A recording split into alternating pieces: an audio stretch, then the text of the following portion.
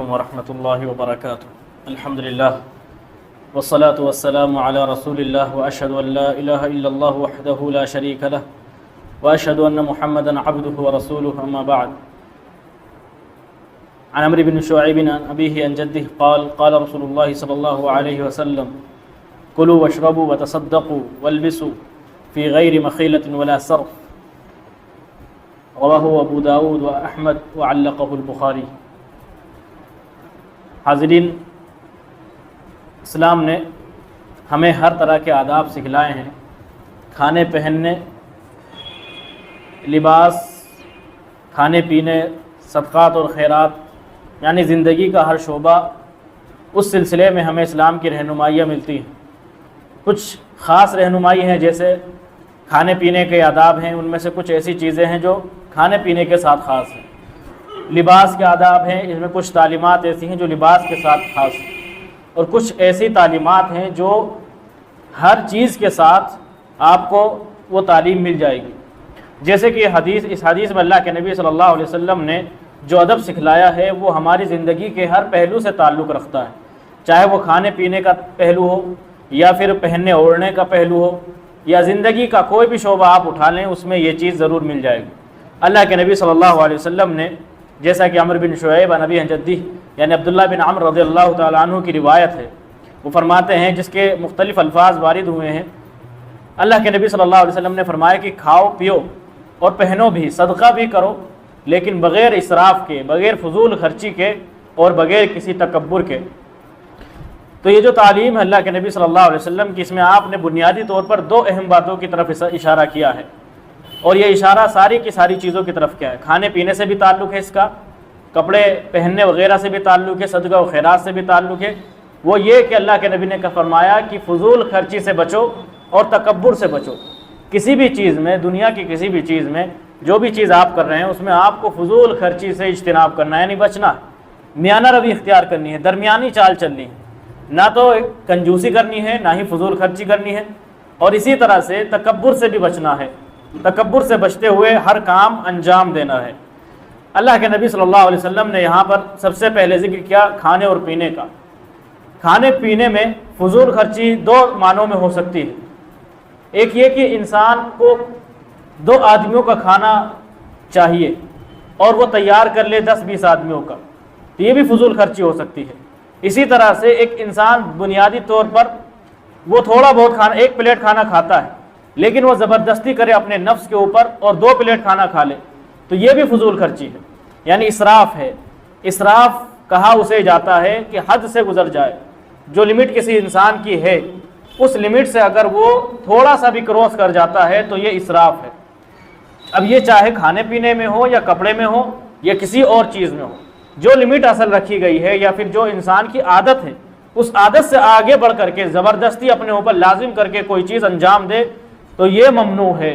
اسی طرح سے کپڑے میں انسان کی استطاعت ہے، وہ 100 روپے میٹر کا کپڑا پہن سکتا ہے، لیکن وہ زبردستی کرتا ہے، 500 روپے میٹر کا خرید رہا ہے، 1000 روپے میٹر کا خرید رہا ہے لوگوں کو دکھانے کے لیے یا تکبر کے لیے، تو یہ سب کا سب اسراف ہے۔ اگر اس کی استطاعت 1000 روپے میٹر کے خریدنے والے کی ہوتی تو اس کے لیے وہ اسراف نہیں ہے، وہ اس کے لیے جائز ہے، کیونکہ اس کے پاس استطاعت ہے، طاقت ہے، وہ خرید سکتا ہے۔ لیکن جس کے پاس نہیں ہے وہ زبردستی اپنے نفس پر لازم کرے اور اپنے آپ کو پریشانی میں ڈال کر کے خریدے، یہ غلط ہے، یہ اسراف ہے، یہ حرام ہے۔ اسی طرح سے صدقہ اور خیرات میں بھی اللہ کے نبی نے اس چیز سے منع کیا ہے۔ صدقہ اور خیرات میں فضول خرچی کیا ہو سکتی ہے؟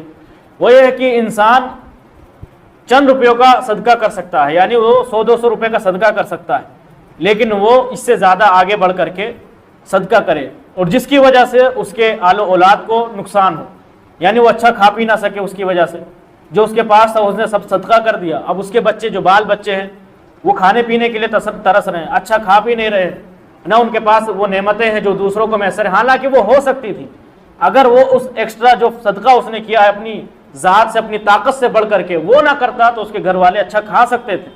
تو اللہ کے نبی نے منع کیا ہے ایسے صدقے سے، اس صدقے میں اسراف سے منع کیا کہ صدقے میں بھی اسراف نہ کرو، صدقے میں بھی فضول خرچی نہ کرو، جتنی طاقت ہے اتنا صدقہ کرو۔ زبردستی اللہ رب العالمین تم سے تمہارا مال نہیں نکلوا رہا ہے، اللہ کو تمہارے مال کی، تمہارے کھانے پینے کی ضرورت اور حاجت نہیں ہے، اللہ نے جتنا دیا ہے اس کے مطابق خرچ کیا جائے۔ اور یہ بھی نہیں کیا جائے کہ اللہ کی راہ میں خرچ بھی نہ کیا جائے. دونوں چیزیں ممنوع ہیں, دونوں چیزیں منع ہیں. بخیلی بھی نہ کی جائے اور حد سے زیادہ اسراف بھی نہ کیا جائے.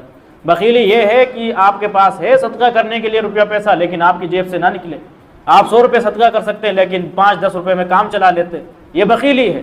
جتنا استطاعت ہے اتنا کیجئے, میانہ روی اختیار کیجئے, نہ حد سے زیادہ بڑھیے اور نہ ہی اپنی حد سے کمی کیجئے. نہ بخیلی اسلام میں جائز ہے اور نہ ہی اسراف اور فضول خرچی جائز ہے.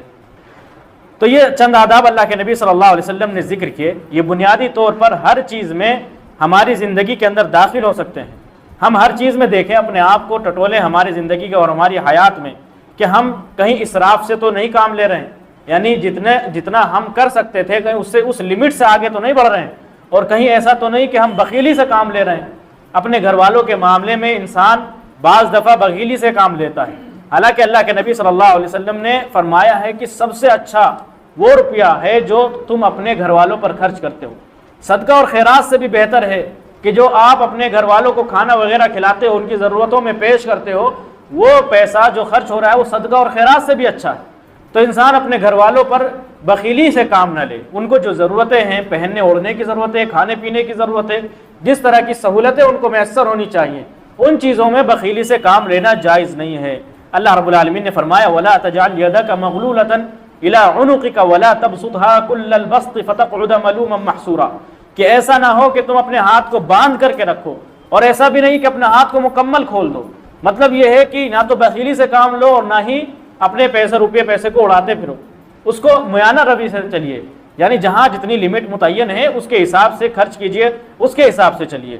ورنہ ایسا ہوگا کہ انسان حسرت اور ندامت میں پڑا رہ جائے گا. جب انسان زیادہ خرچ کرے گا, اسراف اور تبذیر کرے گا, ایک وقت ایسا بھی آ سکتا ہے کہ اس کے ہاتھ تنگ ہو جائیں, اس کو پیسوں کی ضرورت پڑنے لگے, ان نعمتوں کی ضرورت پڑنے لگے جس میں اس نے حد سے زیادہ لمٹ کراس کر دی تھی. پھر اس کے بعد وہ ندامت کرے گا, اس کے بعد افسوس کرے گا کہ کاش میں فلاں موقع سے پیسے نہ خرچ کرتا, فلاں فنکشن میں اتنا روپیہ نہ لگاتا, فلاں چیز بنانے میں اتنا نہ اڑا دیتا. اس طرح کی افسوس سے بچنے کے لیے, اس طرح کے افسوس سے بچنے کے لیے پہلے ہی انسان ہوش کے ناخن لے, پہلے اسے صحیح طریقے سے اپنی زندگی کو گزارنے کی کوشش کرے, یعنی میانہ روی سے چلے. دوسری بات اللہ کے نبی صلی اللہ علیہ وسلم نے جو اس حدیث میں ذکر کی ہے وہ یہ کہ تکبر سے انسان بچے, غرور اور تکبر سے بچے. کھانے پینے میں بھی اس کو غرور تکبر سے بچنا ہے, اور پہننے اوڑھنے میں بھی غرور تکبر سے بچنا ہے, صدقہ اور خیرات میں بھی غرور اور تکبر سے بچنا ہے. اللہ رب العالمین کو یہ صفت پسند نہیں ہے. تکبر اللہ رب العالمین کی صفت ہے, اس کے لیے لائق ہے, اللہ لائق ہے کہ اللہ تکبر کرے. لیکن ہم کمزور ہیں, انسان کمزور بنایا گیا ہے, اس کے اندر اتنی طاقت و قوت نہیں کہ وہ اللہ رب العالمین سے بڑھ جائے, یہ تعلی کرے, تکبر کرے. انسان کی صفت نہیں ہے, انسان کمزور ہے, محتاج ہے, وہ اللہ رب العالمین کا محتاج ہے, وہ دوسروں کا بھی محتاج ہے. وہ انسان بچپن سے لے کر مرنے تک ہر چیز میں ہر کسی کا محتاج ہے, وہ اکیلا کچھ نہیں کر سکتا. تو اس کے لیے تکبر کیسے جائز ہو سکتا ہے؟ کیسے وہ اپنے آپ کو بڑا دکھا سکتا ہے جبکہ وہ ہر جگہ پر چھوٹا ثابت ہوتا ہے؟ یہ تکبر صرف اللہ رب العالمین کی صفت ہے, جس کے بارے میں ہم کہتے ہیں روزانہ اللہ اکبر, وہ سب سے بڑا ہے. تو تکبر بھی اسی کے لیے جائز ہے. تو ہر چیز میں ہمیں میانہ روی اختیار کرنی چاہیے, اسراف اور فضول خرچی سے بچنا چاہیے, تکبر سے بھی بچنا چاہیے. دونوں صفتیں اسلام کے منافی ہیں, اسلام کے آداب کے برخلاف ہیں. اللہ رب العالمین سے دعا ہے اللہ رب العالمین ہمیں ان آداب پر عمل پیرا ہونے کی توفیق دے, ہر چیز میں شریعت اسلامیہ کے مطابق چلنے کی توفیق دے. آمین. وآخر دعوانا ان الحمد للہ رب العالمین.